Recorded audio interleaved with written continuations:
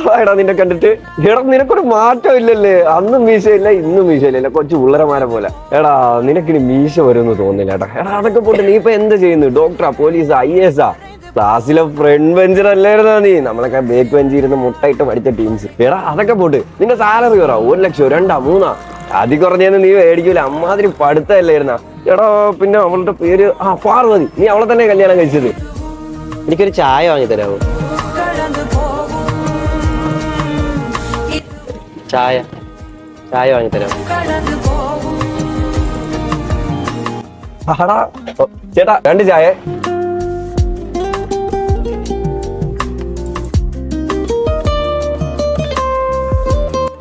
അല്ല ശരിയാവും. ഞാൻ എൻ്റെ ഓഫീസിൽ എന്തെങ്കിലും വേക്കൻസി ഉണ്ടെങ്കിൽ